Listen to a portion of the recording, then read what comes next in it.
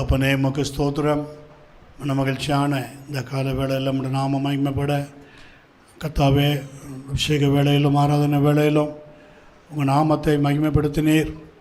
தொடர்ந்து இந்த வார்த்தையின் மத்தியில் உங்கள் நாம மகிமைப்பட ஒப்புக் கொடுக்குறோம். கர்த்தருடைய கரம் நன்மையாக எங்கள் மத்தியில் கடந்து வர செபிக்கிறேன். வசனத்தின் வெளிச்சம் கேட்கிறவர்களுக்குள்ளும் ஆண்டவரே அப்பா ஸ்தோத்திரம் ஸ்தோத்திரம் ஸ்தோத்திரம் 30, 60, 100ன்னு பலம் கொடுக்க செபிக்கிறேன். ஆசீர்வதித்து நடத்தும் இயேசு கிறிஸ்து நாமத்தில். ஆமேன் ஆமேன் ஆமேன். நமது டாக்டரின் பைபிளில் சிம்பிள் ஃபார் த பைபிள், வேதத்துக்குரிய சின்னங்களை குறித்து நாம் பார்க்கிறோம். Sign, symbols. நம்ம கடந்த நாளில் நம்ம மிரர், கண்ணாடியை குறித்து பார்த்தோம் இல்லையா? அடுத்ததாக சீட், விதையை குறித்து பார்த்தோம். கடந்த வாரத்தில் விதையை குறித்து பார்த்தோம். இந்த நாட்களில் சிம்பிள் வாட்டர், தண்ணீர். தண்ணீருக்கு டெஃபினேஷன் எப்படி கொடுக்கப்படுகிறதுனா கலர்லெஸ் லிக்விட். கலர்லெஸ் அப்படின்னா என்னது? நிறமற்ற ஒரு திரவகம். நிறமற்ற ஒரு திரவகம் தண்ணீர். வார்த்தையும் அப்படி தான், நிறமற்றது, யாரோடையும் பேசக்கூடியது. கலர்லெஸ். இவங்களை பார்த்து யூதன், கிரேக்கன் அப்படி கலர்லெஸ் வார்த்தை அப்படி தான். வாசிங்க எபேசியர் 5ஆம் அதிகாரம் 26, 27. தாமதை திருவசனத்தை கொண்டு தண்ணீர் முழுக்கினால் சுத்திகரித்து பரிசுத்தமாக்குகிறதற்கும், that he might sanctify and cleanse it with the washing of water by the word. That he might sanctify and cleanse it with the washing of water by the word. அடுத்தது 27. கரைதிரை முதலானவைகள் ஒன்றுமில்லாமல் பரிசுத்தமும் பிழையற்றதுமான மகிமையுள்ள சபையாக அதை தமக்கு முன் நிறுத்திக் கொள்வதற்கு தம்மை தாமே அதற்காக ஒப்புக் கொடுத்தார்.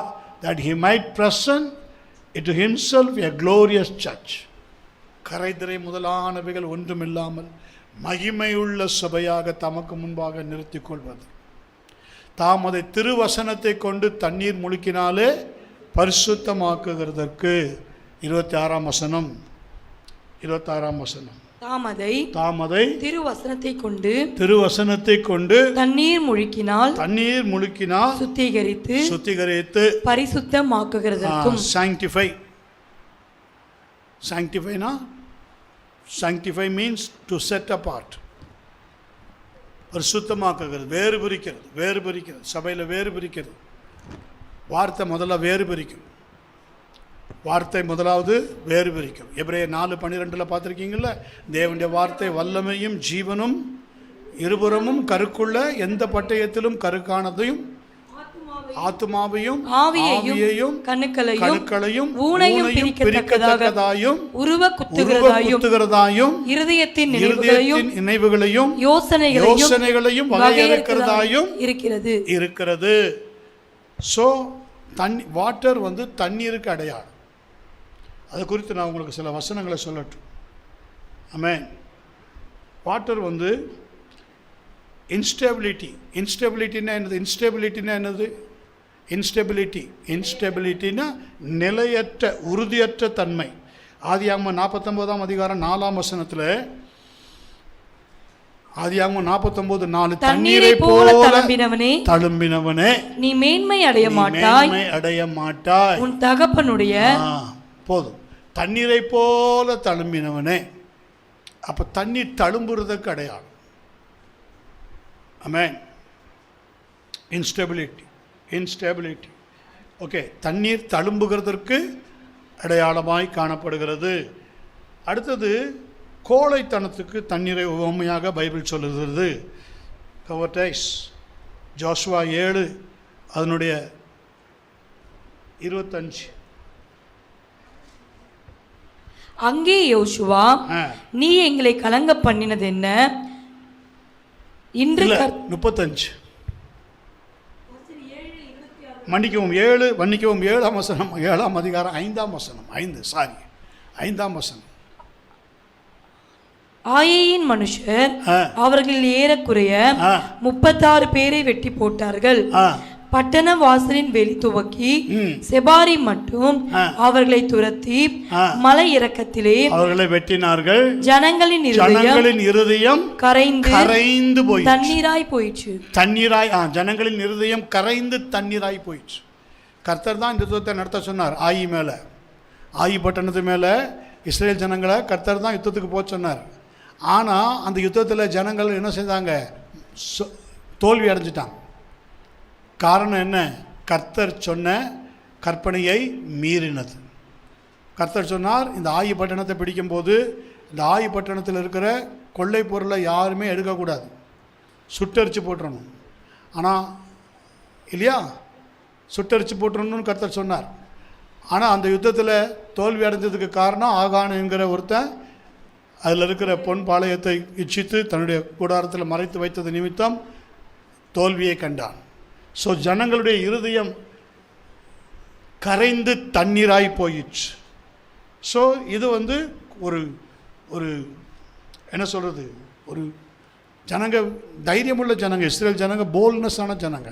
கர்த்தருடைய வார்த்தை வேறு வந்திருக்கு, யுத்தத்தில் நீங்கள் ஜெயிப்ப போ, பிடிச்சிப்ப போ அப்படின்னு. அதுதான் இன்றைக்கி நம்முடைய இருதயமும் பாருங்கள், சமயத்தில் தண்ணீரை போல் கரைந்து போகிறது. ஏன் எனக்கு நடக்கலை, ஏன் எனக்கு இப்படி வாய்க்கலை? ஆமென். ஸோ தண்ணீர் கவர்டைஸ் கோழைத்தனத்துக்கும் அடையாளமாக காணப்படுகிறது. இன்னொரு இடத்துல தண்ணீர் சாம் 1:3, அவன் நீர்க்கால்களின் ஓரமாய் நடப்பட்டு தன் காலத்தில் தன் கனியை தந்து மரத்தை போல இருப்பான், அவன் செய்வதெல்லாம் வாய்க்கும். This is the spiritual growth. ஆவிக்குரிய வளர்ச்சிக்கு அடையாளமாக தண்ணீர் காணப்படுகிறது. சாம் 23:2, சங்கீதம் 23:2, அவர் என்னை புல்லுள்ள இடங்களில் மேய்த்து அமர்ந்த தண்ணீர்கள் அண்டையில் என்னை கொண்டு போய் விடுகிறார். This is called peace. சமாதானத்துக்கு அடையாளமாக தண்ணீர் காணப்படுகிறது. அமர்ந்த தண்ணீர்கள் அண்டை. அமர்ந்த தண்ணீர்கள்லாம் என்னமா?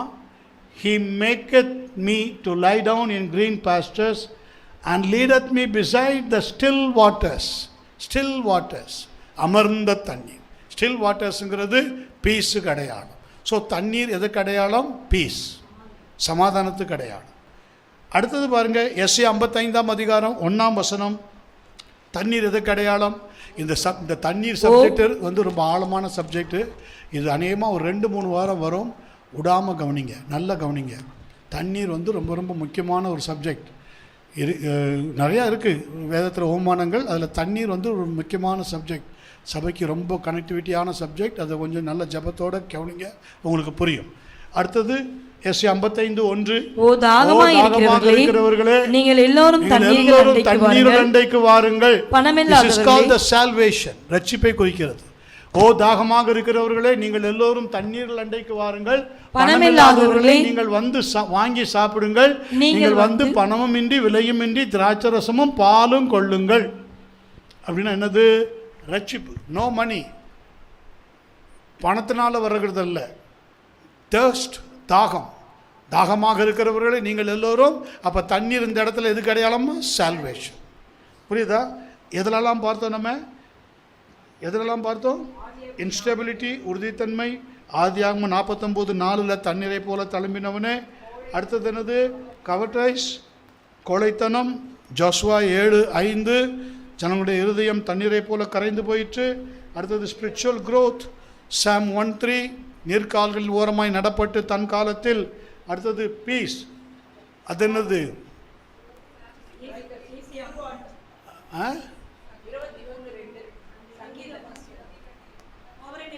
அவர் என்னை புல்லுள்ள இடங்களில் மேய்த்து அமர்ந்த தண்ணீர்கள் அண்டையில் என்னை கொண்டு போய் விடுகிறார். சால்வேஷன். எஸ்ஐயா 55:1, ஓ தாகமாக இருக்கிறவர்களே நீங்கள் எல்லோரும். இப்போ ஹோலி ஸ்பிரிட்டுக்கு அடையாளம் தண்ணீர், வார்த்தைக்கும் அடையாளம் வருகிறது. ஆனால் ஃபிகரேட்டிவ், நீங்கள் எங்கெங்கே எப்படி யூஸ் பண்ணுறதை பொறுத்து இருக்குது. அது நீங்கள் எந்தெந்த இடத்துல எப்படி யூஸ் பண்ணுறதை பொறுத்து இருக்குது. எல்லா பிப்ளிக்கலில் இருக்கிற எல்லா வேர்டும் அப்படி தான், சரியா? காற்று அப்படி தான், காற்றிலே நிறையா அடையாளங்கள் இருக்கிறது. ஆவிக்குரியத்தில் சம்மந்தப்படுத்தி ஆவியானவர் அதை காண்பிக்கிறார். ஓகே, ஹோலி ஸ்பிரிட்டுக்கு அடையாளம் இங்கேருந்து வருகிறது. எசேக்கியேல் 47 1-12 சீக்கிரம் வாசிங்க. எசேக்கியேல் 47 1-12. அவர் என்னை ஆலயத்தின் வாசலுக்கு திரும்பி வர பண்ணினார். இதோ வாசற்படியின் கீழிருந்து தண்ணீர் புறப்பட்டு கிழக்கே ஓடுகிறதா இருந்தது. ஆமென். இதை நீங்க இன்னைக்கு உள்ள இதில் எடுத்து பார்த்தீங்கன்னா, ஆலயத்தின் வாசல் யாரு? நம்ம தான்.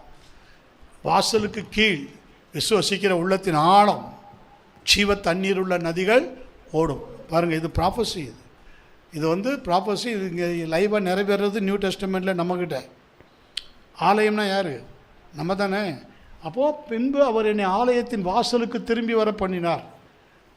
இதோ திரும்பி வர பண்ணினார்னா என்னது? Back to church, back to. Prophecy சொன்னது எத்தனை வருஷத்துக்கு முன்னாடி? 6000 வருஷத்துக்கு முன்னாடி. அது எங்கே நிறைவேறுது? Back to search. இதோ வாசல்படியின் கீழிருந்து தண்ணீர் புறப்பட்டு கிழக்கே ஓடுகிறதாக இருந்தது. ஆலயத்தின் முகப்பு கிழக்கு நோக்கி இருந்தது. ஆலயத்தின் முகப்புக்கு அங்கே என்ன? இங்கிலீஷ் படிக்கிறவங்க ஆள் இல்லையா? For the forefront of the house stood toward the east. Amen. இப்போ நம்முடைய ஆலயத்தின் முகப்பு எதை நோக்கி இருக்குது தெரியுமா உங்களுக்கு? கிழக்கு முகம். கிழக்கில் இருந்தால் கர்த்தர் வருகிறார். ஈஸ்ட் சைடு கர்த்தருடைய வருகை கிழக்கில் இருந்தால் வருகிறது. அதுதான் ஆலயத்தின் முகப்பு கிழக்கு நோக்கி இருக்கிறது. ஓகே. அந்த தண்ணீர் ஆலயத்தின் வலதுபுறமாய் பலிபீடத்துக்கு தெற்கே பாய்ந்தது. சீக்கிரம் வாசி. அவர் என்னை வடக்கு வாசல் வழியாய் புறப்பட பண்ணி என்னை வெளியிலே கீழ்திசைக்கு எதிராக புறவாசல் மட்டும் சுற்றி நடத்தி கொண்டு போனார். அங்கே தண்ணீர் வலதுபுறத்திலிருந்து பாய்கிறதாக இருந்தது. அந்த புருஷர் தமது கையில் நூலை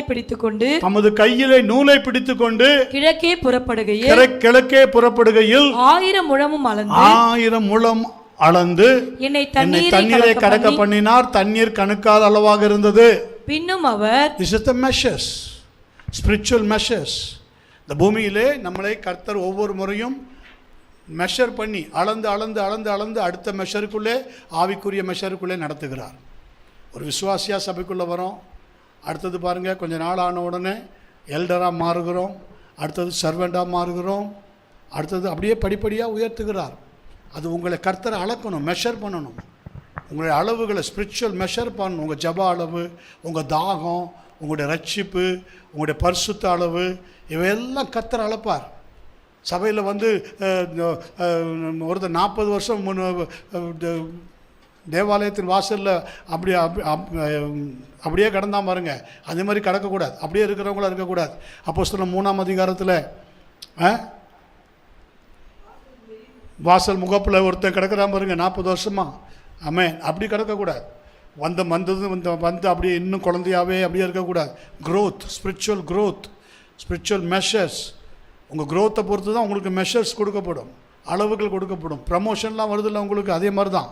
ஓகே, இன்னும் அவர் 1000 முழம் அளந்து என்னை தண்ணீரை கடக்க பண்ணினார். அங்கே தண்ணீர் முழங்கால் அளவாக இருந்தது. பின்னும் அவர் 1000 முழம் அளந்து என்னை கடக்க பண்ணினார். அங்கே தண்ணீர் இடுப்பளவாக இருந்தது.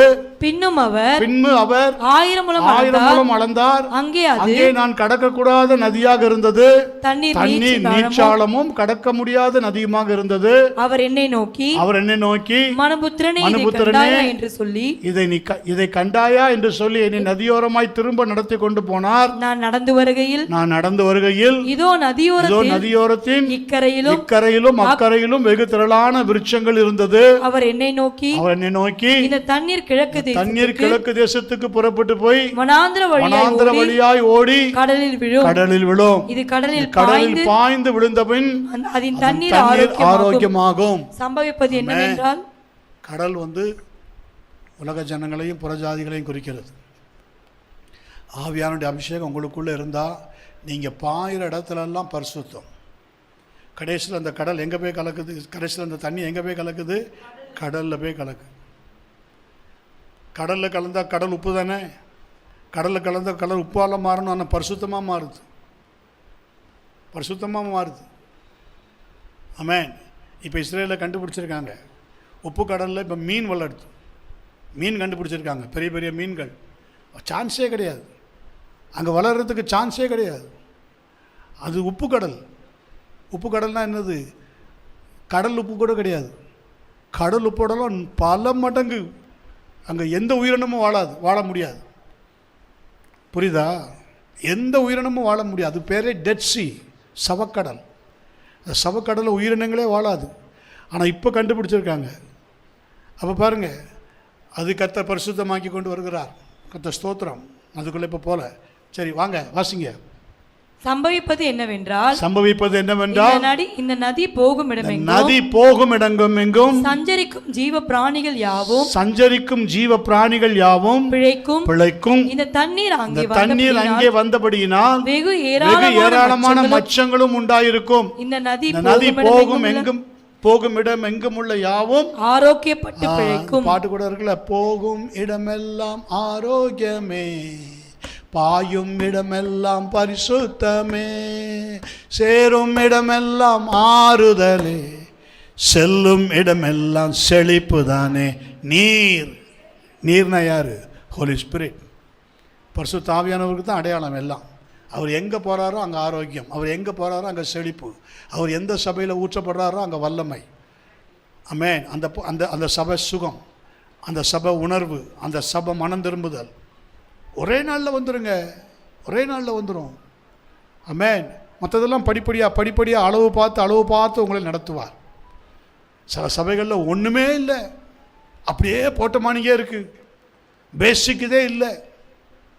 பாட்டு, ஆட்டம், கொண்டாட்டம், கிளிப்பு போட்டுட்டு சினிமா பாட்டுக்கு ஒத்த சினிமாக்கார மாதிரி தான். இன்னைக்கு காலைல கூட பார்த்தேன், ஒருத்தர் நல்லா கூலிங் கிளாஸ் மாட்டிக்கிட்டு புல்லட் பைக்கில் அப்படியே அந்த புல்லட் பைக்கை காமிக்கிறாரு, அடுத்தது காரை காமிக்கிறாரு. இந்த ரெண்டும் என்கிட்ட இருக்குது, நான் இவ்வளோ பெரிய ஆளும் காமிக்கிறாரு. பாட்டு பாடிக்கிட்டே போகிறாரு, இப்படின்றாரு. பார்த்தே ஆச்சரியமாக இருந்துச்சு. அல்லேலூயா. நான் ஒன்று சொல்லட்டுமா? நீங்கள் எங்கே நாட்டப்படுறீங்களோ அங்கே வந்த உடனே உங்கள் நாட்டப்படுதலின் சுபாவம் மாறிடும்.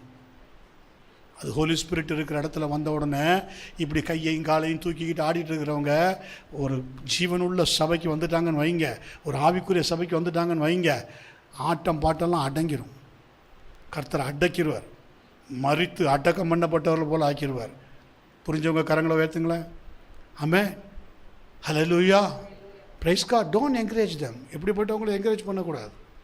அவங்க அறியாமல் செய்கிறாங்க. சில சபைகள் என்கரேஜ் பண்ணுது.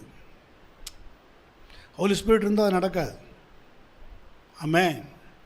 ஆவியானவர் ஒரு சபைக்குள்ளே இருந்தால், ஜீவ தண்ணீர் ஒரு சபைக்குள்ளே பாய்ந்ததுன்னா, ஜீவ தண்ணீர் பலிபீடத்திலிருந்து புறப்பட்டதுன்னா, அது பாயிற இடம்லாம் பரிசுத்தம், அது பாயிற இடம்லாம் நடுக்கம். ஹல்லேலூயா. ஆமென். அங்கே no more jokes, no more dramatic. Hallelujah. அங்கே அந்த ட்ராமாட்டிக்கே வேலை கிடையாது, சினிமாத்தனத்துக்கே வேலை கிடையாது, அங்கே தங்களுக்கே வேலை கிடையாது. ஹல்லேலூயா. ஆமென். இந்த நதி போகும் இடமெல்லாம் யாவும் ஆரோக்கியப்பட்டு பிழைக்கும். அப்பொழுது என்கேதி துவக்கி எனெக்லாயும் மட்டும் மீன் பிடிக்கிறவர்கள் அதன் கரையிலே நிற்பார்கள். அதெல்லாம் வலையில விரிக்கிற ஸ்தலமாக இருக்கும். அதன் மச்சங்கள் பெரிய சமுத்திரத்தின் மச்சங்களைப் போல பல ஜாதியும் மகா ஏராளமாக இருக்கும். ஆனாலும் அதனுடைய உளையான பள்ளங்களும் அதனுடைய மடுக்களும் ஆரோக்கியமாகாமல் உப்பாகவே விட்டுவிடப்படும். நதியோரமாய் அதன் இக்கரையிலும் அக்கரையிலும் புசிப்புக்கான சகலவித விருட்சங்களும் வளரும். அவைகளின் இலைகள் உதிர்வதும் இல்லை, அவைகளின் கனிகள் கெடுவதும் இல்லை. அவைகளுக்கு பாயும் தண்ணீர் பரிசுத்த ஸ்தலத்திலிருந்து பாய்கிறபடியினால் மாதந்தோறும் புது கனிகளை கொடுத்து கொண்டே இருக்கும். அவைகளின் கனிகள் புசிப்புக்கும் அவைகளின் இலைகள் அவிழ்த்ததுக்கும் ஆனவைகள். எவ்வளவு அருமையா இருக்கு பாத்தீங்களா? மாதந்தோறும் சபையில் புது கனி இருக்கணும். மாதந்தோறும் சபைக்கு வர்ற பிள்ளைகளோட வாழ்க்கையில் புது புது ஸ்பாவம் உருவாகணும். பழைய ஸ்பாவெல்லாம் மாறணும். பழைய ஸ்பாவெல்லாம் மாறி புது கனிகளை கொடுக்கணும்னா ஆவியானவர் உங்களுக்குள்ளே பாய்கிறார், உங்கள் தோட்டத்தில் பாய்கிறார். உங்கள் வீடுகளில் ஆவியானவர் பாஞ்சா உங்கள் பிள்ளைகளுடைய ஸ்பாவெல்லாம் கொஞ்சம் கொஞ்சமாக மாறும். உங்கள் பிள்ளைகள் ஜெபம் பண்ணாமல் இருக்கவே மாட்டாங்க. உங்கள் பிள்ளைகள் உலக பிரகாரமான காரியங்களுக்குள்ளே செல்லவே மாட்டார்கள். உண்மை. உலக பிரகாரமான காரியங்களோ, உலக பிரகாரமான நண்பர்களோ, உலக பிரகாரமான ஃப்ரெண்ட்ஸுகளுக்குள்ளேயோ ஜாஸ்தி ஐக்கியம் கொள்ள மாட்டாங்க. அவங்களுக்கு அந்த கர்த்தர் அந்த ஞானத்தை கொடுத்து அவங்களை நடத்துவார். ஞானத்தை அருளும் ஆவி, உணர்வை அருளும் ஆவியுமாகிய கர்த்தர் ஆலோசனை ஆவியை தந்து அதில் ரொம்ப போவாதன்னு கர்த்தர் நடத்துவார். சரி, அப்போ ஹோலி ஸ்பிரிட், திஸ் இஸ் இங்கே தண்ணீர் எதுக்கு அடையாளம்? பரிசுத்த ஆவியானவருக்கு அடையாளம். வெளிப்படுத்தின விசேஷம் 22:17. வெளிப்படுத்தின விசேஷம் 22ஆம் அதிகாரம் 17ஆம் வசனம். ஆவியும் மனவாட்டியும் வா என்கிறார்கள், கேட்கிறவனோ வா என்பானாக. தாகமாய் இருக்கிறவன் வரக்கடவன், விருப்பம் உள்ளவன் ஜீவ தண்ணீரை இலவசமாய் வாங்கிக் கொள்ள கடவன். This is eternal life. ஆவியும் மனவாட்டியும் வா என்கிறார்கள். ஹல்லேலூயா. கேட்கிறவனும் வா என்பானாக. தாகமாக இருக்கிறவன் வரக்கடவன், விருப்பமுள்ளவன் ஜீவ தண்ணீரை இலவசமாய். இது எட்டர்னல் லைஃபை குறிக்கிற தண்ணீர். சரியா? அடுத்தது ஜான் 4:10-15. யோவான் 4:10-15. எல்லாருக்கும் தெரிஞ்ச வசனம். இயேசு அவளுக்கு பிரதியுத்தரமாக நீ தேவனுடைய ஈவையும் தாகத்துக்கு தா என்று உன்னிடத்திலே கேட்கிறவர் இன்னார் என்பதையும் அறிந்திருந்தாயானால். தாகத்துக்கு தா யார் கேட்கிறா? இயேசு கேட்கிறார் இல்லையா? கிறிஸ்து இயேசு தாகத்துக்கு தா என்று கேட்கிறார். அப்போ தாகத்துக்கு தானா என்ன கேட்கிறார்? Give me holy spirit. அதான் இந்த அர்த்தம். Give me holy spirit. If you have, உங்ககிட்ட ஒரு கூட என்ன இருக்கா கேட்குறா. இல்லை, அது என்ன அர்த்தம்? உங்ககிட்ட அபிஷேகம் இருக்கா? உங்ககிட்ட ஆவியானவர் இருக்கிறாரா? உங்ககிட்ட ரைட்ஸ் இருக்கா? அதுதான் அந்த அர்த்தம். வீட்டில் உன்கிட்ட என்ன இருக்குன்னா என்ன அர்த்தம்? கேட்குறவருக்கு தெரியும் இங்கே என்ன இருக்குன்னு. புரியுதா? அதனால தான் கேட்குறாங்க என்ன இருக்குன்னு. ஒரு குடம் என்ன இருக்குதுன்னு சொல்கிறாள்ல, ஒரு குடம் என்ன இதை குறிக்கிறது? ஹோலி ஸ்பிரிட், அபிஷேகத்தை குறிக்கிறது, அனாயிண்டிங்கை குறிக்கிறது. அதுதான் இங்கே இயேசு கேட்குறார். உன்னிடத்தில் நீ தேவனுடைய ஈவையும் தாகத்துக்கு தா என்று உன்னிடத்தில் கேட்கிறவர் இன்னார் என்பதையும் அறிந்திருந்தாயானால் நீயே அவரிடத்தில் கேட்டிருப்பாய். ஆமென். எனக்கு அந்த ஜீவ தண்ணீர் தாங்க ஆண்டவரே, நீ கேட்டிருப்ப. அவர் உனக்கு ஜீவ தண்ணீரை கொடுத்திருப்பார். இன்னைக்கு பரிசுத்த ஆவியை நம்ம பெறறதுக்கு யார் காரணம்? இயேசு தான். இயேசு இல்லாமல் யாரும் பெற முடியாது. இயேசு இல்லாமல் ஒருவரும் பரிசுத்த ஆவியை பெற முடியாது. இயேசு அப்படி தனியாக வச்சுட்டு ஒன்லி ஹோலி ஸ்பிரிட்லாம் ஜீவிக்கவே உங்களால் முடியாது. அது ஹோலி ஸ்பிரிட் ஆப்ரேட்டாக இருக்காது. ஆமென். நான் திரும்பவும் சொல்கிறேன், இந்த தண்ணீர் உபதேசம் ரொம்ப பிரயோஜனமான ஒன்று. ஆமென். ஓகே, அந்த ஸ்திரீ, ஆண்டவரே மொண்டு கொள்ள உம்மிடத்தில் பாத்திரம் இல்லையே. அதற்கு அந்த ஸ்திரீ, ஆண்டவரே மொண்டு கொள்ள உம்மிடத்தில் பாத்திரம் இல்லையே, கிணறும் ஆழமாக இருக்கிறது, பின்ன எங்கிருந்து உமக்கு ஜீவ தண்ணீர் உண்டாகும் என்றால், இந்த கிணற்றை எங்களுக்கு தந்த நம்முடைய பிதாவாகிய யாக்கோபை பார்க்கிலும் நீர் பெரியவரோ அவரும் அவர் பிள்ளைகளும் அவர் மிருக ஜீவன்களும் இதிலே குடித்தது உண்டே என்றால். பாருங்க, அவர் நம்முடைய பிதாக்குன்னு அவரையும் இழுத்துக்கிறார். அவர் உண்மையில் அவர் தான் இல்லைன்னு இல்லை, ஆனால் அவங்கள பார்க்க நீர் பெரியவரா? அவங்க மிருக ஜீவன்கள்லாம் இதில் குடித்தது உண்டு அப்படின்னா என்ன அர்த்தம்? தண்ணீர் பழைய ஏற்பாட்டிலையும் தண்ணீர் இருந்தது, புதிய ஏற்பாட்டிலையும் தண்ணீர் இருக்கிறது. பழைய ஏற்பாட்டிலையும் ஆவியானவர் இருந்தார், புதிய ஏற்பாட்டிலையும் ஆவியானவர் இருக்கிறார். பழைய ஏற்பாட்டிலையும் வார்த்தை இருக்கிறது, தண்ணீர் வார்த்தைக்கு அடையாளம் சொன்னோம்ல. புதிய ஏற்பாட்டிலையும் வார்த்தை இருக்கிறது. அந்த வார்த்தையை விட, அவங்க சொன்ன வார்த்தையெல்லாம் விட நீங்கள் சொன்ன வார்த்தை பெருசா? அப்போ உள்ள ஆவியானவரெல்லாம் விட நீங்கள் சொல்கிற ஆவியானவர் பெருசா? ஆமென், அல்லேலூயா. அவரும் அவருடைய மிருக ஜீவன்களும் இதில் குடித்தது உண்டு. இயேசு அவளுக்கு பிரதியுத்தரமாக, இந்த தண்ணீரை குடிக்கிறவனுக்கு மறுபடியும் தாகம் உண்டாகும். ஆண்டவர் எங்க போறாரு பாருங்க. இந்த தண்ணீர்னா என்னது? நீ சொன்ன ஜாக்கப் வெல், பழைய ஏற்பாட்டு தண்ணீர். இதை குடிக்கிறவனுக்கு மறுபடியும் தாகம் உண்டாகும். ஒன்ஸ் நீ ஹோலி ஸ்பிரிட்டில் ஃபில்ட் ஆகிட்டுனாக்கா எப்போவுமே அது இருக்கலாம்னு நினைக்காத. இப்போ உனக்கு எனக்கு இருக்கிற மாதிரி கான்ஸ்டன்ட்லி அந்த கான்ஸ்டன்ட் ஃப்ளோ அதெல்லாம் அப்போ கிடையாது. இன்றைக்கி ஒரு தப்பு செஞ்சுட்ட உடனே இன்றைக்கி நம்மளை விட்டு அவர் நிரந்தரமாக போயிடல. ஆமென். தாவீதை போல் நீங்கள் ஜெபிக்க தேவையில்லை. உமது சமூகத்தை விட்டு என்னை தள்ளாமலும் உங்களுடைய பரிசுத்த ஆவி என்னிடத்தில் எடுத்துக்கொள்ளாமல் கர்த்தர் எடுக்க மாட்டார். நியாயத்தீர்ப்பு வரையிலும் உங்க கூட தான் இருப்பார். மன்னிக்கவும், கர்த்தருடைய 2ஆம் வருகை வரையிலும் உங்க கூட தான் இருப்பார். சரி, இந்த இப்போ ரகசிய வருகை வரையிலும் உங்க கூட தான் இருப்பார். அவர் எடுத்துக்கொள்ளப்படுற வரையிலும் உங்க கூட தான் இருப்பார். அதுக்கப்புறம்லாம் உனக்கு வார்த்தை தான் உன்னை நியாயந்திருக்கும். வார்த்தை தான் இன்றைக்கி பரிசுத்த ஆவி. அதான் ஜலத்திலும் ஆவியிலும் பிறவாவிட்டாலும் கர்த்தர் சொல்கிறார்ல, நமக்கு தான் அந்த பெரிய மேன்மை. நான் அதுக்குள்ளே வரேன். அப்போது வாசிங்க 14 வாசிங்க 14-15. நான் கொடுக்கும் தண்ணீரை குடிக்கிறவனுக்கோ ஒரு காலம் தாகம் உண்டாகாது. But whosoever drinketh of the water that I shall give him shall never thirst. But the water that I shall give him shall be in him a well of water springing up into everlasting life. நான் கொடுக்கும் தண்ணீரை குடிக்கிறவனுக்கோ ஒரு காலம் தாகம் உண்டாகாது. நான் அவனுக்கு கொடுக்கும் தண்ணீர் அவனுக்குள்ளே நித்திய ஜீவ காலமாக ஊறுகிற நீரூற்றாக இருக்கும். Yes, a well of water springing up into everlasting life. ஆமென். இந்த தண்ணீரை குடிக்கிறவனுக்கு தாகம் உண்டாகும்.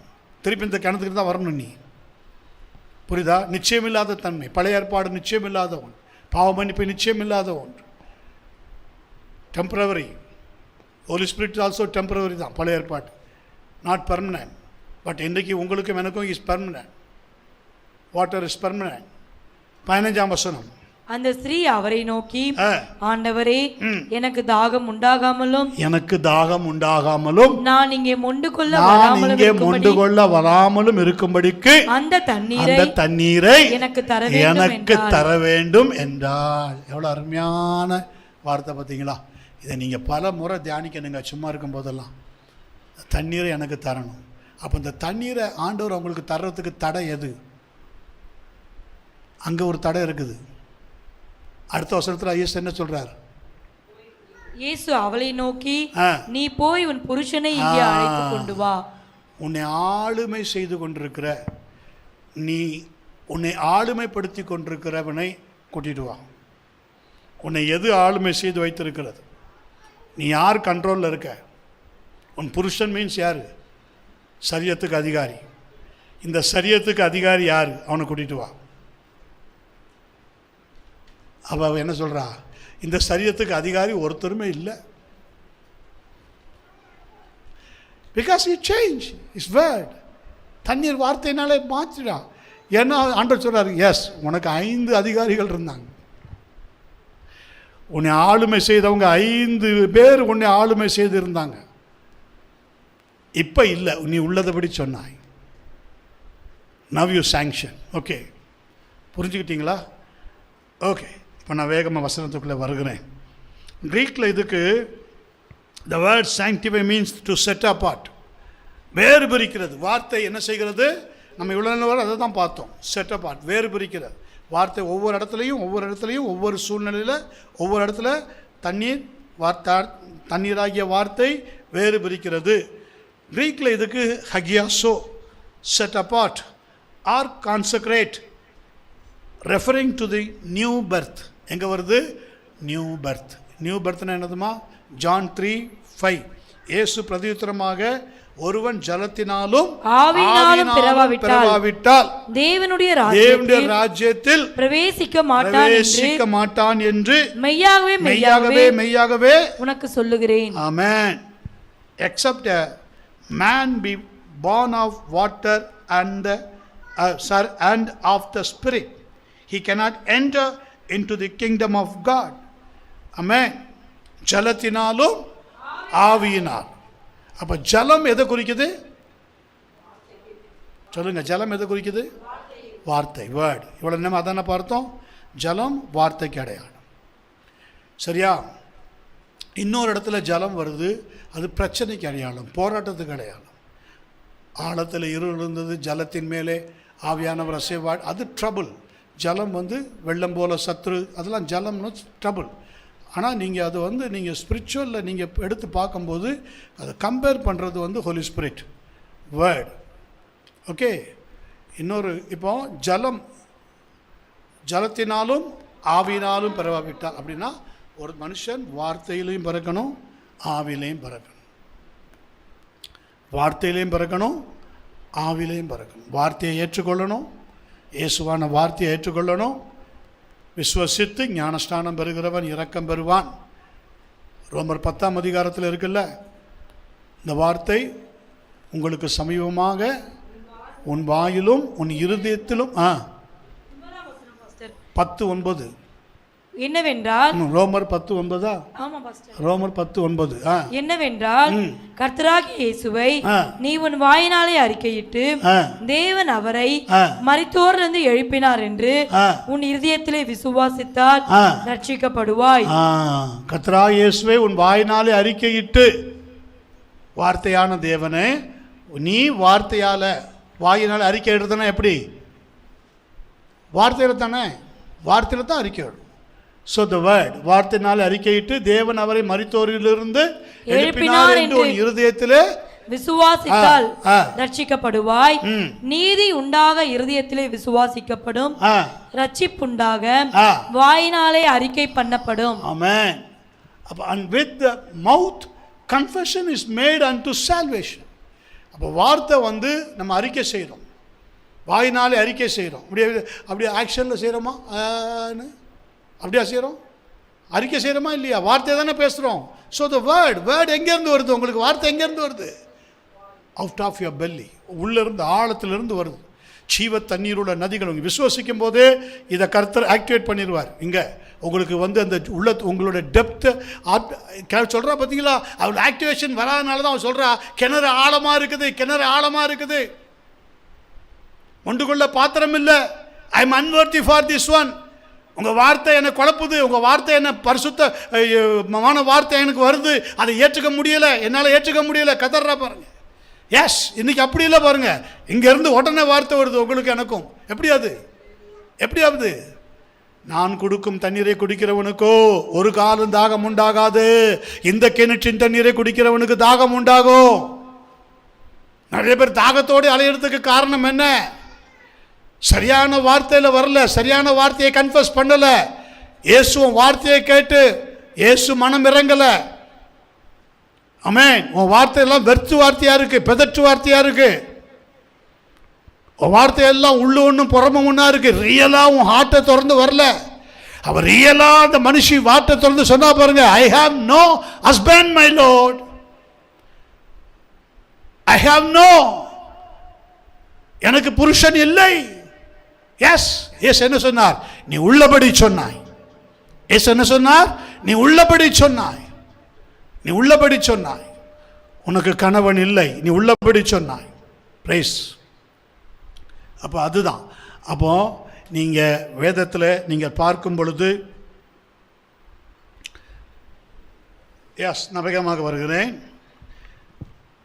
பழைய ஏற்பாட்டு பரிசுத்தவான்கள், அதாவது முழுக்கு ஞானஸ்நானத்துக்கு தண்ணீர் ஞானஸ்நானம் இல்லாமல் ரட்சிக்கப்பட்டாங்களா? பழைய ஏற்பாட்டு பரிசுத்தவான்கள் முழுக்க ஞானஸ்தானம் பெறாமல் ரட்சிக்கப்பட்டாங்களா? ஆமாம். எபிரேயர் 11ஆம் அதிகாரம் முழுவதையும் நீங்கள் படித்து பாருங்கள். விசுவாசத்திலும் வார்த்தையிலும் அவங்க இருந்தாங்களே ஒழிய, இப்போ தான் மெயின் வசனத்துக்குள்ள நான் வருகிறேன். அப்போ ஞானஸ்தானம் அவங்க வந்து ஞானஸ்தானம் இல்லாமலேயே, முழுக்க ஞானஸ்தானம் இல்லாமலேயே அவர்கள் ரட்சிப்புன்னு சொல்ல முடியாது, அவங்க தேவனுடைய பிள்ளையாக மாறியிருக்கிறாங்க. ரட்சிப்புலாம் சொல்ல முடியாது. நீதி உண்டாக இருதயத்தில் விசுவசிக்கப்படும், ரட்சிப்பு உண்டாக வாயினாலே அறிக்கை பண்ணவன். தாவீது கூட தான் அறிக்கை பண்ணான். சங்கீதம் 32ஆம் சங்கீதத்தில் 5ஆம் வசனத்தில், நான் என் அக்கிரமத்தை மறைக்காமல் என் பாவத்தை உமக்கு அறிவித்தேன். வாசிங்க. என் மீறுதல்களை மறைக்காமல் என் பாவத்தை உமக்கு அறிவித்தேன், என் மீறுதல்களை கர்த்தருக்கு அறிக்கையிடுவேன் என்றேன். தேவரீர் என் பாவத்தின் தோஷத்தை மன்னித்தீர். பாவத்தின் தோஷம் பழைய ஏற்பாட்டில் மன்னிக்கப்பட்டதா? மன்னிக்கப்பட்டது இல்லைன்னு சொல்லல, மன்னிக்கப்பட்டது. அடுத்தது பாருங்க, அப்போஸ்தலர் 3ஆம் அதிகாரம் 21ஆம் வசனம். அப்போஸ்தலர் 3ஆம் அதிகாரம் 21ஆம் வசனம். உலக தோற்றம் முதல் தேவன் தம்முடைய பரிசுத்த தீர்க்கதரிசிகள் எல்லாருடைய வாக்கினாலும் உரைத்தவைகள் எல்லாம் நிறைவேறி தீரும் காலம் வரைக்கும் பரலோகம் அவரை ஏற்றுக்கொள்ள வேண்டும். அப்ப அந்த வசனம் எல்லாம் நிறைவேறணும்னா பரலோகம் அவரை ஏற்றுக்கணும். அப்போ இயேசு வரல. பழைய ஏற்பாட்டில் இயேசு வரல. தீர்க்க தரிசனமாக தான், ஓமைகளாக தான் வந்தார். இயேசு எல்லா இடத்துலையும் வெளிப்படுறார். ஆனால் இயேசு லைவாக சரீரத்தில் வெளிப்படலை. உன் வித்துக்கும் அவள் வித்துக்கும் பகையை உண்டாக்குவேன், அவர் உன் தலையை நசுக்குவார். நியாய தீர்ப்பு, பிசாசுக்கு நியாய தீர்ப்பு செலுத்தப்படலை பழைய ஏற்பாட்டில். அது தீர்க்க தரிசனமாக தான் வந்துச்சு. அது புதிய ஏற்பாட்டை தான் செலுத்தப்பட்டு இயேசு மரணத்தை ஜெயித்து பரலோகம் போய் பிதாவின் வலது பார்சத்தில் அவர் என்ன செய்யணும்? உட்காரணும். பரலோகம் அவரை ஏற்றுக்கொள்கிற வரையிலும் அந்த ப்ராசஸ்க்கு அங்கே இடம் இல்லை. எதுக்கு இடம் இல்லை? பாவ மன்னிப்பு இருந்தது, நிச்சயம் இல்லை. நிச்சயம் எப்போ தெரியுமா? மனம் திரும்பி, ரிப்பேண்ட், முழு இருதயத்தோடு, முழு ஆத்மாவோடு, முழு மனதோடு உன் தேவனாகிய கர்த்தரை அன்பு செய், அவரை தொழுதுகொள் சொன்னார்ல.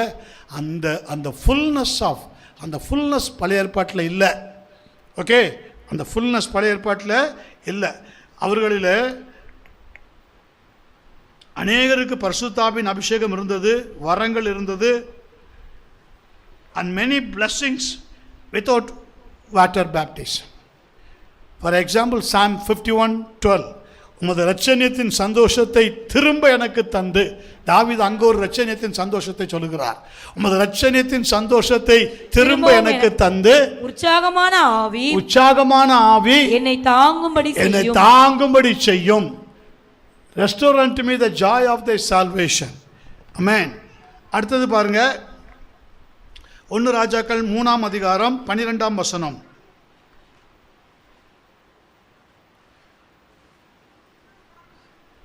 1 ராஜாக்கள் 3ஆம் அதிகாரம் 12ஆம் வசனம். உன் வார்த்தைகளின்படி செய்தேன், ஞானமும் உணர்வும் உள்ள இருதயத்தை உனக்கு தந்தேன், இதிலே உனக்கு சரியானவன். தண்ணீர் எதுக்கு அடையாளம்னு சொல்லி பார்த்தோம்? வார்த்தை.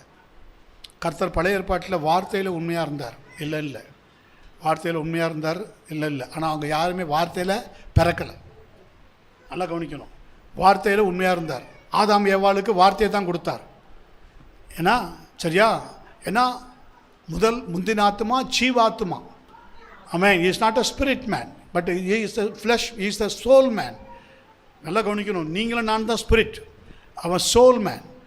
அப்போ உன் வார்த்தையின்படியே செய்தேன், ஞானமும் உணர்வுள்ள இருதயத்தை உனக்கு தந்தேன், இதிலே உனக்கு சரியானவன் உனக்கு முன் இருந்ததும் இல்லை, உனக்கு சரியானவன் உனக்கு பின் எழும்புவதும் இல்லை. இப்ப 4ஆம் அதிகாரத்துல 29 34 வரைக்கும் படிங்க.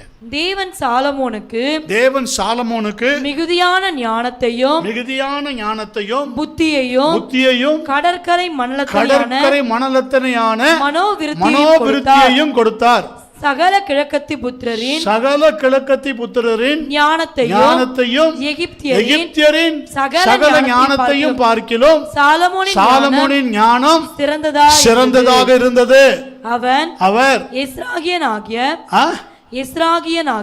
எஸ்ராகியனாகிய ஏத்தானிலும் ஏமான் கல்கோல் தர்தா என்னும் மாகோலின் குமாரரிலும் மற்ற எல்லா மனுஷரிலும் ஞானவானாக இருந்தான். சுற்றிலும் இருந்த சகல ஜாதிகளிலும் அவன் கீர்த்தி பிரபலமாக இருந்தது. அவன் 3000 நீதிமொழிகளை சொன்னான். அவனுடைய பாட்டுகள் 1005 லீபனோனில் இருக்கிற கேதுரு மரங்கள் முதற்கொண்டு சுவரில் முளைக்கிற ஈசோப்பு பூண்டு வரைக்கும் உள்ள மரம் முதலிய தாவரங்களை குறித்தும் மிருகங்கள், பறவைகள், ஊரும் பிராணிகள், மச்சங்கள் ஆகிய இவைகளை குறித்தும் வாக்கியங்களை சொன்னான். சாலமோனின் ஞானத்தை கேட்டு கேள்விப்பட்ட பூமியின் சகல ராஜாக்களிடத்திலிருந்து நானா ஜாதியான ஜனங்களும் அவனுடைய ஞானத்தை கேட்கிறதற்கு வந்தார்கள். இவ்வளவு எங்க இருந்து வருது? முதல்ல நீங்க படிச்சீங்களே 3ஆம் அதிகாரம் 12ஆம் வசனம். உன் வார்த்தைகளின்படி செய்தேன். according to your word set apart. உன்னை நீ வேறு பிரித்து கொண்டு நீ என்கிட்ட கேட்டதுனால இத்தனை வார்த்தைகளின் ஞானம் உனக்கு தந்தேன். வார்த்தை நீ பேசும்போது ஞானம் வெளிப்படும். நீ பேசும்போது ப்ராவர்ப்ஸ் இல்லையா? ஆமென். பல காரியங்கள் நீ பேசும்போது வெளிப்படும். உனக்கு ஒன்றும் கிடையாது, பின்பும் கிடையாது. God's given. கர்த்தர் சாலமோனுக்கு கொடுத்தார். ஆனால் சாலமோனுடைய முடிவு எப்படிப்பட்டதாக இருந்தது? பரிதபிக்கப்பட்டதாக இருந்தது. சாலமோனுடைய முடிவு விசுவாச வீரர்கள் பட்டியலில் கூட வரல.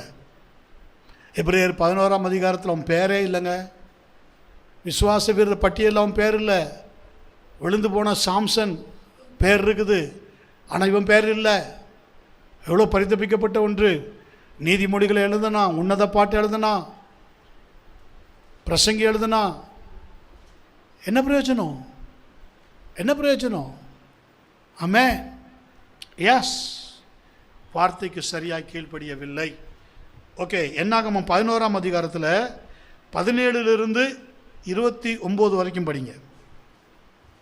பாருங்க, அவங்களுக்கு ஞானத்தின் ஆவி இருந்தது, உணர்வின் ஆவி இருந்தது, ஆலோசனை ஆவி இருந்தது, எல்லாம் இருந்தது. வரங்கள் இருந்தது. ஆமென். அப்படின்னு என்னது? பரிசுத்தாவின் அபிஷேகம் இருந்தது. இப்போ படிக்கிறீங்களா? இதில் பாருங்க நீங்க. அப்பொழுது நான் இறங்கி வந்து அங்கே உன்னோட பேசி, நீ ஒருவன் மாத்திரம் ஜனங்களின் பாரத்தை சுமக்காமல் உன்னோடு கூட அவர்களும் அதை சுமப்பதற்காக உன்மேல் இருக்கிற ஆவியை அவர்கள் மேலும் வைப்பேன். நல்லா கவனிங்க. உன்மேல் இருக்கிற ஆவியை அப்படின்னா என்ன அர்த்தம்? உன்மேல என்ன ஆவி இருக்கு? மோசே மேல என்ன ஆவி இருக்கு? மோசையுடைய ஆவியவா எடுத்து வைக்கிறான்றாரு. உன்மேல் இருக்கிற ஆவி என்ன ஆவிய? Holy spirit filled. Holy spirit யாரை நிரப்பியிருந்தாரு? மோசே நிரப்பினார். ஓகே, இப்போ அந்த ஆவியை யார் மேலே வைக்கிறாரு? எல்டர்ஸாக 70 பேர் மேலே வைக்கிறார். மூப்பராகி 70 பேர் மேலே வைக்கிறார். வாசிங்க. நீ ஜனங்களை நோக்கி நாளைக்காக உங்களை பரிசுத்தம் பண்ணுங்கள். நீங்கள் இறைச்சி சாப்பிடுவீர்கள். எங்களுக்கு இறைச்சி சாப்பிட கொடுப்பவர் யார் என்று எகிப்திலே எங்களுக்கு சௌக்கியமா இருந்தது என்றும் கர்த்தருடைய செவிகள் கேட்க அழுதீர்களே. ஆகையால் நீங்கள் சாப்பிடும்படி கர்த்தர் உங்களுக்கு இறைச்சி கொடுப்பார். நீங்கள் 1 நாள், 2 நாள், 5 நாள், 10 நாள், 20 நாள் மாத்திரமல்ல, 1 மாதம் வரைக்கும் புசிப்பீர்கள். அது உங்கள் மூக்காலை புறப்பட்டு உங்களுக்கு தெவிட்டு போகும் மட்டும் புசிப்பீர்கள். உங்களுக்குள்ளே இருக்கிற கர்த்தரை அசட்டை பண்ணி, நாங்கள் ஏன் எகிப்திலிருந்து புறப்பட்டோம் என்று அவருக்கு முன்பாக அழுதீர்களே என்று சொல் என்றார். அதற்கு மோசே, என்னோடு இருக்கிற காலாட்கள் 6 லட்சம் பேர் 1 மாதம் முழுவதும் புசிக்கும்படி அவர்களுக்கு இறைச்சி கொடுப்பேன் என்று சொன்னீரே. ஆடு மாடுகளை அவர்களுக்காக அடித்தாலும் அவர்களுக்கு போதுமா? சமுத்திரத்து மச்சங்கள் எல்லாம் அவர்களுக்காக சேர்த்தாலும் அவர்களுக்கு போதுமா என்றான். அதற்கு கர்த்தர், மோசேயை நோக்கி, கர்த்தருடைய கை குறுகியிருக்கிறதோ, என் வார்த்தைகளின்படி நடக்குமோ நடவாதோ என்று நீ இப்பொழுது காண்பா என்றார். அப்பொழுது மோசே புறப்பட்டு கர்த்தருடைய வார்த்தைகளை ஜனங்களுக்கு சொல்லி ஜனங்களின் மூப்பரில் 70 பேரை கூட்டி கூடாரத்தை சுற்றிலும் அவர்களை நிறுத்தினான். கர்த்தர் மேகத்தில் இறங்கி அவனோட பேசி அவன் மேல் இருந்த ஆவியை மூப்பராகி அந்த 70 அவனால் அந்த பாரத்தை சுமக்க முடியாதுன்னு இவன் மேல் இருக்கிற ஆவிய கர்த்தர் இந்த எல்டர்ஸ் 70 எல்டர்ஸ் மேலே வச்சாரு. இப்போ பாருங்க, வச்சு என்ன சொல்றாரு, கர்த்தர் மேகத்தில் இறங்கி அவனோட பேசி அவன் மேல் இருந்த ஆவியை மூப்பராகிய 70 பேர், அந்த 70 பேர் மேலும் வைத்தார். அந்த ஆவி அவர்கள் மேல் வந்து தங்கின மாத்திரத்தில் தீர்க்க தரிசனம் சொன்னார்கள், சொல்லி பின்பு ஓய்ந்தார்கள். அப்பொழுது 2 பேர் பாளையத்தில் இருந்து விட்டார்கள். ஒருவன் பேர் எல்தாத், மற்றவன் பேர் மேதாத். அவர்களும் பேர் வழியில் எழுதப்பட்டிருந்தோம், கூடாரத்துக்கு போக புறப்படாதிருந்தார்கள். அவர்கள் மேலும் ஆவி வந்து தங்கினதினால் பாளையத்தில் தீர்க்க தரிசனம் சொன்னார்கள். ஒரு பிள்ளையண்டான் ஓடி வந்து எல்தாதும் மேதாத்தும் பாளையத்தில் தீர்க்க தரிசனம் சொல்லுகிறார்கள் என்று மோசேக்கு அறிவித்தான். ஆமென். இப்போ இவங்கெல்லாம் தீர்க்கதரிசி ஆயிடுவாங்களா? கிடையாது. அதுதான் சொல்கிறது. இது வந்து ஒரு பாசிங் அனாயிண்டிங். இன்றைக்கும் இதே மாதிரி தான் இருக்குது. நிறைய இடத்துல இது மாதிரி தான் இருக்குது, பாசிங். அந்த 70 பேர் மேலேயும் அந்த ஒருத்தர் மேலே, ஒரு சபை மேலே இருக்கிற அபிஷேகம், அப்படியே ஒரு ஒரு ஒரு ஊழியக்காரங்க மேலே இருக்கிற அபிஷேகம், அப்படியே நிறைய பேர் மேலே இறங்குறதே பார்க்குறோம். அது வந்து அது ரொம்ப ரிஸ்க்கானது. அப்படி இருக்கக்கூடாது. நீங்கள் கர்த்தர்ட்ட கேட்டு, நீங்கள் தாகமாக கேட்டு நீங்கள் பெறணும். உங்களை ஆவியானவர் நிரப்பணும். பழைய ஏற்பாடு மாதிரி இல்லை. மோசேயின் மேல் இருந்த அந்த அபிஷேகம், அந்த ஆவி 70 பேர் மேலேயும் வைக்கப்பட்டது. மோசேக்கு என்னென்னலாம் கிஃப்ட் இருந்ததோ அதே கிஃப்டெல்லாம் அவங்களுக்குள்ளேயும் இருக்கும், அவங்களுக்குள்ளேயும் இருக்கும். சரியா? அப்போ அது அவங்களும் பழைய ஏற்பாட்டில் பரிசுத்தவான்களும் பழைய ஏற்பாட்டில் உள்ள ஜனங்களும் ஆவியின் வரம் இருந்தது. ஆமென். அவங்களும் ஆஸ்வதிக்கப்பட்டிருந்தாங்க. நீங்கள் அப்போஸ்தலர் நடபடிகள் மன்னிக்கும் லூக்கா 1ஆம் அதிகாரம் 15 17 வரைக்கும் படிங்க. லூக்கா 1ஆம் அதிகாரம் 15 17 வரைக்கும். அவன் கர்த்தருக்கு முன்பாக பெரியவனாய் இருப்பான், திராட்சை ரசமும் மதுவும் குடியான், தன் தாயின் வயிற்றில் இருக்கும். யாரை குறித்து சொல்லப்பட்டிருக்கு? யோவான் ஸ்நானகனை குறித்து சொல்லப்பட்டிருக்கு. இதுவும் பாருங்க, த்ரூ வேர்ட் ஏஞ்சல் யாரு? கேப்ரியல் வந்து என்ன சொல்கிறாரு? வார்த்தையை சொல்கிறாரு. அந்த வார்த்தை வந்த உடனே யாருக்கு வருது? சகாரியாவுக்கு வருது. சகாரியா முதல்ல ஏற்றுக்கலை இல்லையா? ஆமாம். அப்புறம் தாயின் வயிற்றில் இருக்கும்போதே பரிசுத்தாவினாலே நிரப்பப்பட்டிருப்பான். அவன் இஸ்ரவேல் சந்ததியாரில் அநேகரை அவர்கள் தேவனாகிய கர்த்தரிடத்திற்கு திருப்புவான். அவன் தேவனாகிய கர்த்தரிடத்திற்கு திருப்புவான். பிதாக்களுடைய இருதயங்களை பிள்ளைகளிடத்திற்கும் கீழ்ப்படியாதவர்களை நீதிமானுடைய ஞானத்திற்கும் திருப்பி உத்தமமான ஜனத்தை கர்த்தருக்கு ஆயத்தப்படுத்தும்படியாக அவன் எலியாவின் ஆவியும் பலமும் உடையவனாக அவருக்கு முன்பாக நடப்பான். ஓகே, ஸ்தோத்திரம். பாருங்க, இப்போ கிறிஸ்துவின் ஊழியத்திலும் கூட தண்ணீர் ஞானஸ்நானம் எடுக்காமல் மன்னிக்கப்பட்டவங்க இருந்தாங்க. ஆமென். ஸ்தோத்திரம். புரியுதா? ஆண்டோடைய ஊழியத்தில் கூட கிறிஸ்துவின் நாட்களில் சுவிசேஷத்தில் நீங்கள் பார்க்கும்போது தண்ணீர் ஞானஸ்தானம் எடுக்காமலேயே, என்ன பாஸ்டர் நீங்கள் சபையில் முழுக்க ஞானஸ்தானம் எடுக்கணும்னு சொல்கிறீங்க? வார்த்தையை குறித்து நம்ம பார்த்துட்டு வரோம், தண்ணீரை குறித்து பார்த்துட்டு வர்றோம். இது பழைய ஏற்பாட்டில் எப்படி நடந்தது, புதிய ஏற்பாடு நமக்கு எங்கேருந்து ஸ்டார்ட் ஆகுது தெரியுமா? சொல்லுங்கள். புதிய ஏற்பாடு எங்கேருந்து ஸ்டார்ட் ஆகுது? சபைக்கு புதிய ஏற்பாடு எங்கேருந்து ஸ்டார்ட் ஆகுது? ஆக்ட்னா என்னது? ஆக்ஷன், ஆக்டிவேட் எங்கேருந்து ஆகுது? சபை உயிர்ப்பிக்கிறது எங்கேருந்து? பெந்தகோஸ்தே நாட்களில் இருந்து தான். ஹோலி ஸ்பிரிட் ஃபில்டுக்கு அப்புறம் தான். ஜீசஸ் க்ளோரிஃபை ஆகி பரலோகம் போன பிறகு தான். இயேசு எல்லாவற்றையும் செய்து முடித்து விட்டு பரலோகம் போன பிற்பாடு தான் பிசாசின் தலையை நசுக்கி பாவ மன்னிப்பு நிச்சயத்தை தந்து அதுக்கப்புறம் தான். அதை நீங்கள் நல்லா புரிஞ்சுக்கணும். சரியா? இன்றைக்கி நிறைய பேர் கேட்பாங்க, என்கிட்ட கேட்டிருக்காங்க, அவர் நீங்கள் ஞானஸ்தானன்றீங்களே, ஏசு இருந்த நாட்கள்லையே அப்படிலாம் இருந்திருக்க, அப்போ நீங்கள் ஞானஸ்தானம் எடுக்கணும், தண்ணீர் ஞானஸ்தானம் எடுக்கணுன்றீங்களே, முழுக்கு ஞானஸ்தானம் எடுக்கணுன்றீங்களே. ஆமென். ஓகே, நீங்கள் பாருங்கள், மத்தேயு எழுதின சுவிசேஷம் 9ஆம் அதிகாரம் 1-7 வசனம். மத்தேயு எழுதின சுவிசேஷம் 9ஆம் அதிகாரம் 1-7 வசனம். அப்பொழுது அவர் படவில் ஏறி இக்கரைப்பட்டு தம்முடைய பட்டணத்திற்கு வந்தார். அங்கே படுக்கையிலே கிடந்த ஒரு திமிர்வாதக்காரனை அவரிடத்தில் கொண்டு வந்தார்கள். இயேசு அவர்களுடைய விசுவாசத்தை கண்டு, அவங்களுக்கு விசுவாசம் இருக்கு, இயேசுகிட்ட வர்றாங்க. நல்லா கவனிக்கணும். பழைய ஏற்பாட்டில் இது என்னது? இது பழைய ஏற்பாடா புதிய ஏற்பாடா? பழைய ஏற்பாடு தான். புதிய ஏற்பாட்டில் அந்த வார்த்தை வருதுன்னு சொன்னோடனே பழைய ஏற்பாடு, இது புதிய ஏற்பாடு கிடையாது, பழைய ஏற்பாடு தான். அவங்களுக்கு என்ன இருக்குது? அவருடைய விசுவாசத்தை கண்டு இயேசு வீட்டில் கொண்டு வராங்க. இவர்கிட்ட வந்தால் சுகம் கிடைக்கும். புரியுதா? இவங்ககிட்ட வந்தால் சுகம் கிடைக்கும், இவங்ககிட்ட வந்தால் சுகம் கிடைக்கும். இவர் நிறைய பேரை சுகமாக்குறாரு. என்ன, இவர் நிறைய பேரை உயிரோடு எழுப்புறாரு, நிறைய பேரை சுகமாக்குறாரு அப்படின்னு அவர்கிட்ட கொண்டு வந்தாருங்க. இயேசு அவருடைய விசுவாசத்தை கண்டு திமிர்வாதக்காரனை நோக்கி, மகனே திடன்கொள், உன் பாவங்கள் உனக்கு மன்னிக்கப்பட்டது. இங்கே தான் கோளாறு, இங்கே தான் பித்து பிடிச்சி அலையிறாங்க, பைத்தியம் பிடிக்குது. என்னது சுகமாக்கணும்னா எல்லாரையும் சுகமாக்கின மாதிரி சுகமாக்கிட்டு போக வேண்டியது தானே? இயேசு எந்த வியாதிக்கு பாவங்கள் மன்னிக்கப்பட்டதுன்னு சொல்கிறாரு? எந்த லாங் சிக், புரியுதா உங்களுக்கு? லெப்ரசி, அப்புறம் என்னது, அப்படிப்பட்ட சில வியாதிகளுக்கு மாத்திரமே அப்படி சொல்லுகிறார் இல்லையா? அவன் பாருங்க, திமிர்வாதக்காரன், இது திமிர்வாதக்காரன், மகனே திடன்கொள், உன் பாவங்கள் உனக்கு மன்னிக்கப்பட்டது என்றார். அப்பொழுது வேதபாரகரில் சிலர் இவன் தேவதூஷணம் சொல்லுகிறான் என்று தங்கள் உள்ளத்திலே சொல்லிக் கொண்டார்கள். இயேசு அவர்கள் நினைவுகளை, புதிய ஏற்பாட்டில் யாரா சொல்ல முடியுமா? பாவத்தை மன்னிக்கிறதுக்கு இயேசு வருகிறான், இவன் தேவதூஷணம் சொல்றான் யாரா சொல்ல முடியுமா? ஒரு பிசாசு கூட சொல்லாது இன்னைக்கு. ஏன்னா அதுக்கெல்லாம் பல்லெல்லாம் பிடுங்கி வச்சிருக்கு, அதனால அது கூட சொல்லாது. அது உண்மைதான், அது உண்மைதான் மை லார்ட், அப்படிதான் சொல்லும். ஸ்தோத்திரம். ஆமென். எஸ், இயேசு அவர்கள் நினைவுகளை அறிந்து, நீங்கள் உங்கள் இருதயங்களிலே பொல்லாதவைகளை சிந்திக்கிறது என்ன? உன் பாவங்கள் மன்னிக்கப்பட்டது என்று சொல்வதோ, பாவங்கள் மன்னிக்கப்பட்டது என்று சொல்வதோ, எழுந்து நடவென்று சொல்வதோ. மன்னிக்கப்படுறதுங்கிறது எவ்வளவு பெரிய காரியம். இந்த வியாதி எதை நிமித்தமாக வந்திருக்கிறது?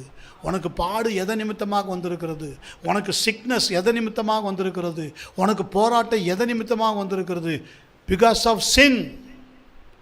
அது உன் பாவமோ, சந்ததி பாவமோ, சந்தான பாவமோ, ஏதோ ஒரு பாவம்.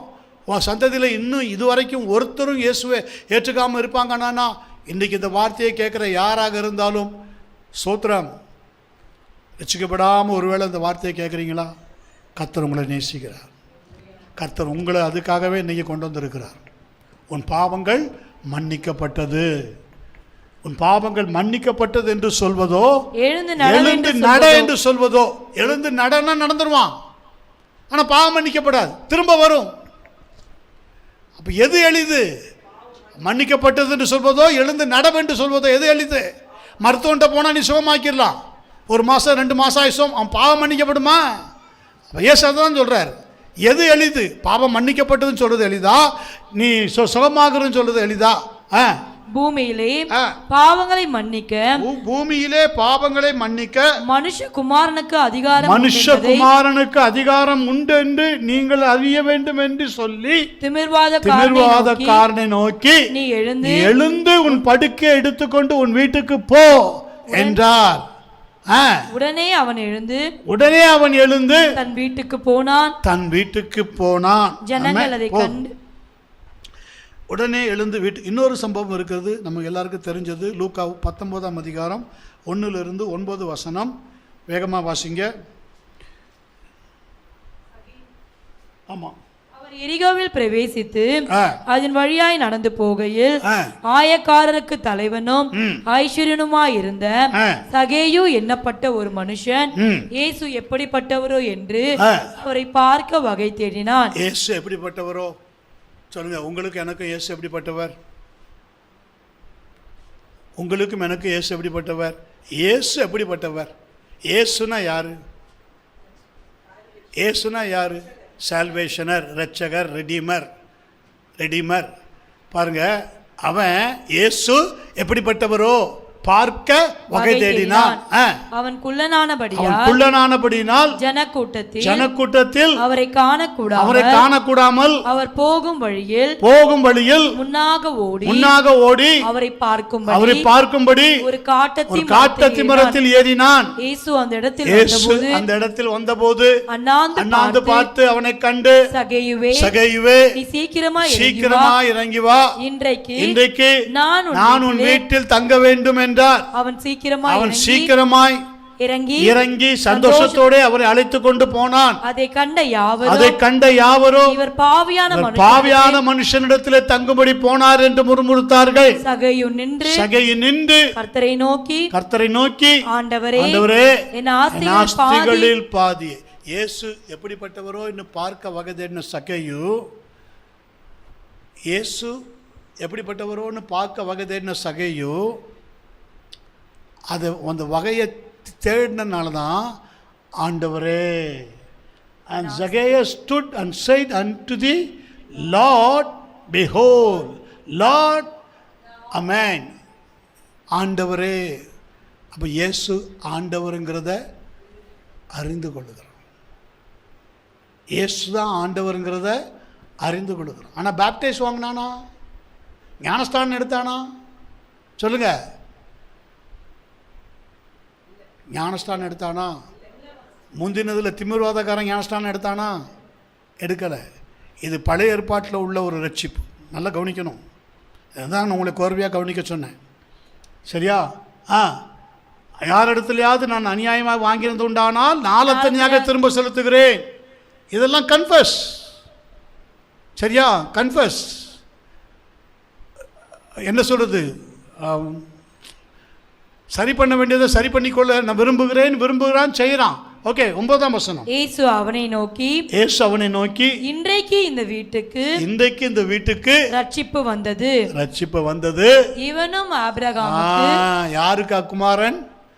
ஆபிரகாமுக்கு குமாரன். நல்லா கவனிக்கணும். இதில் ஆபிரகாமுக்கு குமாரன். ஆபிரகாம், ஈசாக், யாக்கோப். இந்த கிணற்றை எங்களுக்கு தந்த யாக்கோப்பை பார்க்கல நீ பெரியவரோ? புரியுதா உங்களுக்கு? இவன் ஆபிரகாமுக்கு குமாரன். ஆமென். நீங்களும் நான் யாருக்கு குமாரன்? ஆபிரகாம் இந்த நாளை காண ஆசையாக இருந்தான், கண்டு களி கூர்ந்தான் இருக்குல்ல. நீங்களும் நான் யாருக்கு குமாரன்? இயேசுக்கு. நீங்களும் நான் ஆபிரகாம் குமாரனா குமாரத்திகளா?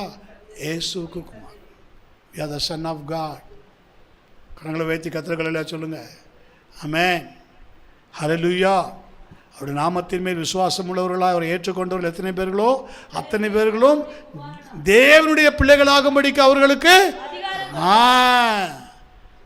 நீங்கள் நான் அப்போ யாருடைய குமாரர்? தேவனுடைய பிள்ளைகள். ஆமென். ஏன்னா நம்ம முறைப்படி மனம் திரும்பி ஞானஸ்நானம் எடுத்து ரட்சிக்கப்பட்டு பரிசுத்தாவியை பெற்று ப்ராப்பராக சபைக்குள்ளே வந்திருக்கிறோம். சும்மா இல்லை வேர்ட், சும்மா இல்லை தண்ணீர். ஆமென். லூக்கா 23ஆம் அதிகாரம் 43ஆம் வசனத்தை கூட பாருங்க. லூக்கா 23ஆம் அதிகாரம். இயேசு அவனை நோக்கி இன்றைக்கு நீ என்னோட கூட பரதீசில் இருப்பாய் என்று மெய்யாகவே உனக்கு சொல்லுகிறேன் என்றார். இது யாரு? அது வலது பக்கத்து கல்வன், திஸ்மாஸ் என்று சொல்லப்படக்கூடிய அந்த வலது பக்கத்து கல்வன். அவன் ஆண்டவரே அடியானை நினைவையும் வார்த்தையை பேசின உடனே அந்த வார்த்தை, அந்த தண்ணீரான வார்த்தை ஆண்டவரை அசைக்கிறது. கர்த்தர் சொல்லுகிறார், இன்றைக்கு நீ என்னோடு கூட பரதீசில் இருப்பாய். யோவானுக்கு எழுதின சுவிசேஷம் 4ஆம் அதிகாரம் 49 53 வரைக்கும். யோவான் 4ஆம் அதிகாரம் 49 53 வரைக்கும். அதற்கு ராஜாவின் மனுஷன் ஆண்டவரே என் பிள்ளை சாகிறதற்கு முன்னே நீ வர வேண்டும் என்றான். இயேசு அவனை நோக்கி நீ போகலாம் உன் குமாரன் பிழைத்திருக்கிறான் என்றார். அந்த மனுஷன் இயேசு சொன்ன வார்த்தையை நம்பி போனான். அவன் போகையில் அவனுடைய ஊழியக்காரர் அவனுக்கு எதிர்கொண்டு வந்து உம்முடைய குமாரன் பிழைத்திருக்கிறான். All are through words. அவனும் வார்த்தையில சொன்னான், கர்த்தரும் வார்த்தையில பேசினார். அவன் விசுவாசத்தோடு இயேசுவிடத்தில் வார்த்தை இடத்துல வந்தான். வார்த்தை அவனை சுகமாக்கிற்று. வார்த்தை அவனை சுகமாக்கிட்டு. ஆமென். ஆனால் தே நெவர் கெட் பேப்டைஸ். என்ன பேப்டைஸ்? Water baptise. அவங்க தண்ணீர் முழுக்க ஞானஸ்நானம் பெறவில்லை. ஓகே, 53 வரைக்கும் படிங்க. 52, 53 இன்னைக்கு இது அடுத்த வாரத்தில் மீதி பார்ப்போம். அப்பொழுது எந்த மணி நேரத்தில் அவனுக்கு சுகம் உண்டாயிற்று என்று அவரிடத்தில் விசாரித்தான். அவர்கள் நேற்று 7ஆம் மணி நேரத்தில் ஜுரம் அவனை விட்டது என்றார்கள். உன் குமாரன் பிழைத்திருக்கிறான் என்று இயேசு அந்த நேரத்தில் அவன் இயேசுவிடத்தில் ரெக்வஸ்ட் பண்ணது, அந்த நேரத்தில் இயேசு அவனுக்கு ரிப்ளை கொடுத்தது. விசுவாச வார்த்தை. இன்னைக்கு இந்த விசுவாச வார்த்தை கூட இன்னைக்கு நிறைய பேர்ட்ட இல்லை. விசுவாசமாக நீங்கள் ஆண்டவர்கிட்ட கேட்கணும். நீங்கள் மனம் திரும்பி ரட்சிக்கப்பட்டிருக்கிறீங்க. நீங்கள் மனம் திரும்பி இயேசுவை ஏற்றுக்கணும். முழந்தால் படி. ஸ்தோத்திரம். மனம் திரும்பி இயேசுவை ஏற்றிருக்கிறீங்க. நீங்கள் மனம் திரும்பி பாவ மன்னிப்பு நிச்சயத்தை பெற்றிருக்கிறீங்க. உங்கள் பாவம் மன்னிக்கப்பட்டதுன்னு உங்கள் வாயிலே அறிக்கை செய்திருக்கிறீங்க. உங்கள் பாவம் மன்னிக்கப்பட்டிருக்கிறது, என் சாபம் மன்னிக்கப்பட்டிருக்கிறது, என்னோட மூதாதையருடைய சாபங்கள் எல்லாம் இயேசு மன்னித்துட்டாரு, என் பாவ சாபங்கள் எல்லாம் என்னிடத்துலேருந்து நீக்கி போட்டாருங்கிறத நீங்கள் மனம் திரும்பி ஏற்றுக்கொண்டதுனால கர்த்தர் உங்களை ஜலத்திலும் ஆவியிலும் பிறக்கும்படிக்கு வைத்திருக்கிறார். ஒருவன் ஜலத்தினாலும் ஆவினாலும் பிறவாவிட்டால் தேவனுடைய ராஜ்யத்தில் பிரவேசிக்க மாட்டான். இன்னைக்கு நீங்கள் பிரவேசித்திருக்கிறீங்க. தேவனுடைய ராஜ்யத்தில் நீங்கள் பிரவேசித்தாச்சு. தேவனுடைய ராஜ்யத்தை கண்டாச்சு. யோவான் 3:3 அப்படி தானே சொல்லுகிறது. ஒருவன் ஜலத்தினாலும் ஆவினாலும் பிறவாவிட்டால் தேவனுடைய ராஜ்யத்தை காண மாட்டான். நீங்கள் இன்றைக்கி ஆவிக்குரிய கண்களில் கண்டுட்டீங்க. பரலோகம் எனக்கு நிச்சயமாக இருக்குதுங்கிறத தெரிஞ்சுக்கிட்டீங்க. ஆனாலும் இன்றைக்கும் கர்த்தருடைய சபையே வார்த்தைக்கு முக்கியத்துவம் கொடு. ஆமென். நீ பெற்றுக்கொண்ட ஞானஸ்நானத்துக்கு முக்கியத்துவம் கொடு. நீ பெற்றுக்கொண்ட அபிஷேகத்துக்கு முக்கியத்துவம் கொடு. அவைகளை உணர்ந்து ஒரு விஷயாய் கூட கர்த்தரிடத்தில் ஆண்டவரே வார்த்தையாகிய குறித்து, ஜலமான வார்த்தையை குறித்து, தண்ணீரான வார்த்தையை குறித்து என்னோடு கூட பேசினீரே. தண்ணீரை போல தழும்பினவனே என்று சொன்னீரே. நான் தழும்பி நிற்கிறவனாக இருக்கக்கூடாதப்பா. நான் ஒரு சமாதானத்தோடு கூட புல்லுள்ள இடங்களில் மேய்த்து அமர்ந்த தண்ணீர் அண்டையில் எங்களை கொண்டு போய் விடுகிற ஆத்துமாக்களாக நாங்கள் இருக்கணும்ப்பா. நாங்கள் நீர்க்கால்களின் ஓரமாய் நடப்பட்டு தன் காலத்தில் தன் கனியை தந்து இலையுதிராது இருக்கிற மரத்தை போல இருக்க செய்வதெல்லாம் வாய்க்க கர்த்தர் எங்களுக்கு கிருபை பாராட்ட செபிக்கிறோம்ப்பா. கர்த்தர் ஆசீர்வதித்து வழி நடத்துங்க. வசனத்தை கேட்ட பிள்ளைகளுக்கு கர்த்தர் ஞானத்தையும் உணர்வையும் பலனையும் ஆலோசனையும் தந்து அவருடைய இருதய கற்பலகைகளில் இந்த வார்த்தைகள் எழுதப்பட செபிக்கிறேன்.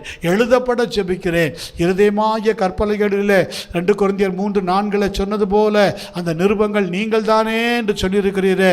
நீர் எழுதின ஆண்டவரே, நீர் கையினாலே எழுதினப்பட்ட வார்த்தைகள் உங்களுடைய பிள்ளைகளுடைய இருதயங்களில் எழுதியிருக்கிறீர். அது எல்லா காவலோடு உடைய பிள்ளைகள் அதை காத்துக்கொண்டு அதனிடத்தில் நின்று ஜீவ ஊற்று புறப்படுவதற்கு இந்த பிள்ளைகளை ஆயத்தப்படுத்தி பக்குவப்படுத்தி ஆசீர்வதித்து உயர்த்தும். இயேசு கிறிஸ்துவின் இன்ப நாமத்தினால் ஜெபிக்கிறோம். ஜெபங்கேளும் ஜீவனுள்ள நல்ல பிதாவே. ஆமென், ஆமென். ஆத்துமாவே கர்த்தரை ஸ்தோத்தரி, முழு உள்ளமே பரிசுத்த நாமத்தை ஸ்தோத்தரி. ஆத்துமாவே கர்த்தரை ஸ்தோத்தரி. கர்த்தர் செய்த சகல நன்மை உபகாரங்களையும் ஒருபோதும் மறவாதே. ஆமென், ஆமென். அல்லேலூயா, அல்லேலூயா, அல்லேலூயா. யாவரும் கர்த்தருடைய நாமத்தினாலே ஒருவருக்கொருவர் வாழ்த்து சொல்லி விடைபெறும்.